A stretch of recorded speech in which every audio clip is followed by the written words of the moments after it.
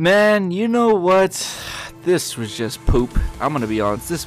It was poop. So yeah, Justice League Adventures, Trapped in Time. God, this movie was just not great or bad. It's It's worth the rent, but not to buy. Thank God I just rented it, but kind of wanted my money back at the same time. So at the beginning of the movie, you started with Justice League versus Legion of Doom, of course, which I think it's pretty cool at first. Even the guy who did Batman Brave and Bold came back. Yeah, that dude, he came back to do the Batman's voice, which is okay. I'm not really a big fan of him. But then something goes wrong. Lex Luthor is frozen. Superman thinks he's dead. Yada yada. Takes place years later, like in the year 2856, where everything's perfect. Superman took care of every villain out there, and they were all gone. Then you get these two little kids who are the main story about this whole thing. So I find these two characters pretty boring in my opinion. Dawnstar and Karate Kid. Okay, Karate Kid was alright. Hey, did you know the guy who voices Karate Kid is Rufio from Captain what do you call it? Hook. Yeah, that's Rufio who did the voice. I was like, God, this voice sounds familiar. And I looked it up. Yep, Rufio.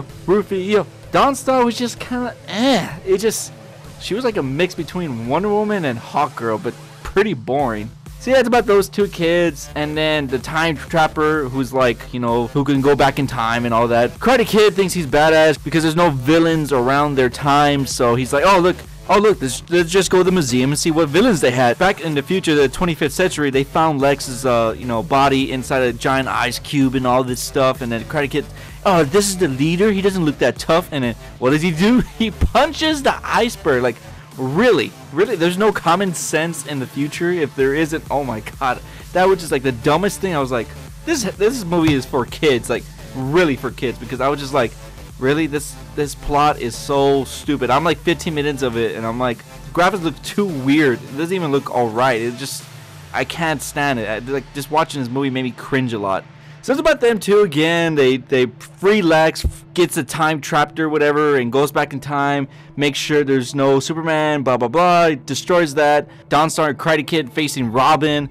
This is the only thing I had an issue with. Like, these two characters were just so plain and boring. No offense to anybody that's a big fan of them. If you're a fan of them, that's good. But these two characters I found very boring. And if you're just gonna have a basic like teen movie, like this is like it's pushed and this is like, oh, a teen movie, then you might as well put more characters, because just two, it just seems boring. You have a Karate Kid and a wannabe Hawkgirl type. It's just there's no flair. Like, you know, they could have added like a futuristic Robin or Batman or something. It would have been more better, but I found it very boring. And then who stops the timekeeper? Them. Oh my God. I'm gonna have to give this movie a 7.5. Like, just, oh my, I should give it a 6, but I'm gonna be straight honest. This movie was alright, worth the rent, but not the buy. If you guys seen this movie, please let me know. I'm not the only one that thinks that this movie was just blech.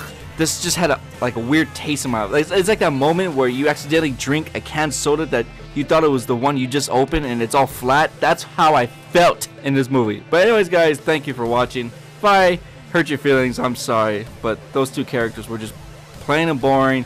Go ahead and watch it yourself if you want to. If you don't, I don't know. Oh my God, I'm done with this review because I need to take a shower now.